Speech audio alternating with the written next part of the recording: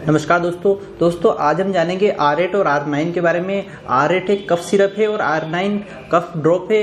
दोस्तों इन दोनों को एक साथ इसलिए हम बता रहे हैं क्योंकि ये दोनों साथ में यूज़ करने से काफ़ी अच्छे रिजल्ट मिलते हैं। दोस्तों हम जान लेते हैं कि ये दोनों मेडिसिन किस किस कंडीशन में यूज़फुल होती है।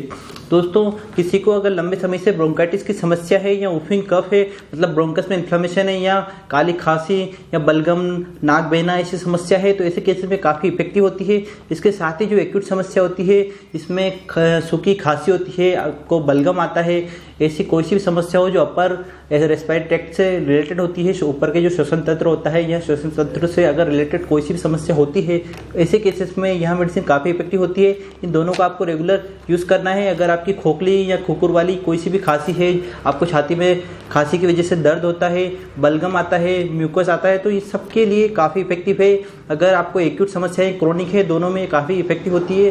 कैसी भी खांसी हो, सभी खांसी से यह करवा सकती है। सभी खांसी कैसी भी खांसी हो उनको सबको ठीक कर सकती है। दोस्तों अगर हम बात करें कि इसमें कौन कौन सी मेडिसिन मिली हुई है, क्योंकि ये भी इम्पोर्टेंट है कि इसमें कौन कौन सी मेडिसिन मिली हुई है जो यहाँ इतनी इफेक्टिव है। चलिए हम बात कर लेते हैं कि इसमें कौन कौन सी मेडिसिन मिली हुई है। दोस्तों सबसे पहली मेडिसिन इसमें मिली हुई है अमोनियम कॉस्टिकम। दोस्तों यहाँ ऐसे केसेस में काफ़ी इफेक्टिव है जब आपको एकदम ऐंठन वाली खांसी आती हो और साथ ही बलगम आता हो, तो ऐसे केस में मेडिसिन काफ़ी इफेक्टिव होती है।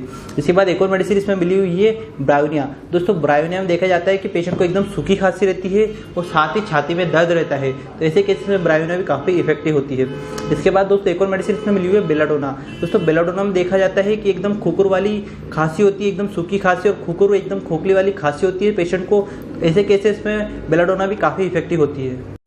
दोस्तों नेक्स्ट मेडिसिन में मिली हुई है कैमोमिला। दोस्तों कैमोमिला में देखा जाता है कि पेशेंट को खास करके जो खांसी है वो खांसी इवनिंग मतलब शाम और रात को बढ़ जाती है, एकदम बलगम वाली खांसी होती है और ऐसा लगता है मतलब गले में बलगम फंसा हुआ है, वैसे केसेस में यह मेडिसिन काफ़ी इफेक्टिव होती है।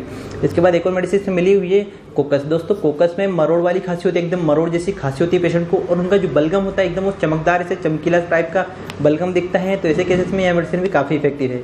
इसके बाद एक और मेडिसिन इसमें मिली हुई है कोरलियम। दोस्तों कोरलियम में देखा जाता है कि पेशेंट को जो खांसी होती है एकदम सूखी खांसी होती है, काफ़ी तेज़ी से होती है।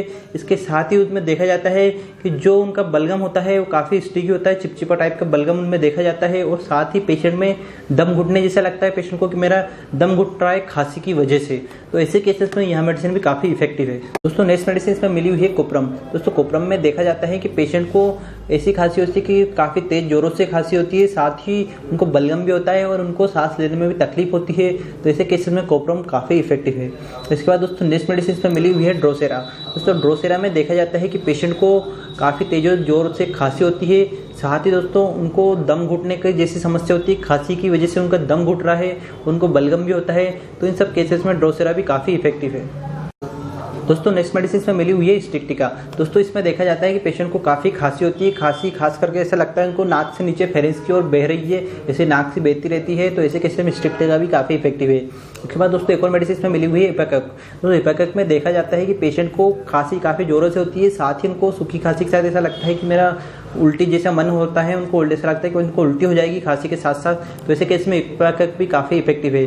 दोस्तों इसके बाद एक और मेडिसिन में मिली हुई है थाइमस। तो थाइमस में यहाँ सिम्टम्स देखा जाता है कि पेशेंट को एक काफ़ी बलगम रहता है, वो काफ़ी सूखी खांसी रहती है, तो ऐसे केसेस में बलगम और खांसी हो एकदम खोखली टाइप की, कभी कभी सूखी खांसी रहती है, कभी बलगम भरा रहता है, तो ऐसे केसेस में आप यहाँ दे सकते हैं। थाइमस काफ़ी इफेक्टिव है बलगम को निकालने के लिए। इसके बाद दोस्तों नेक्स्ट मेडिसिन में मिली हुई है स्पोंजा। स्पोंजा टोस्टा भी दोस्तों काफ़ी इफेक्टिव है रेस्पिरेटरी ट्रैक्ट के लिए, खासकर खांसी के लिए, सूखी खांसी खोखली खांसी में ये काफ़ी इफेक्टिव है। इसमें खास करके देखा जाता है कि स्पोंजा के पेशेंट में रात में खांसी ज़्यादा होती है, तो ऐसे केसेस में स्पोंजा भी आप ले सकते हैं। दोस्तों अगर हम डोसेज की बात करें तो इसमें डोसेज भी मैं आपको बता देता हूँ कि आपको इन मेडिसिन का डोज अगर एक्यूट समस्या मतलब आपको 1-2 दिन से ही सर्दी खांसी की प्रॉब्लम्स हो रही है, तो आप इसको 10 से 15 बूंद थोड़े से पानी के साथ हर आधे घंटे में ले। एक घंटे आगे तो R8 कफ सिरप लीजिए, उसके 1 घंटे बाद फिर R9 कफ ड्रॉप लीजिए।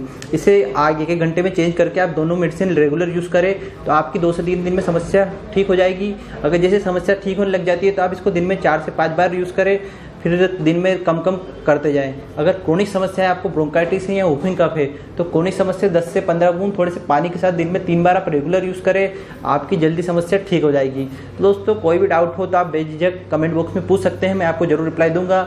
मिलते हैं हम नेक्स्ट वीडियो में। Thank you so much.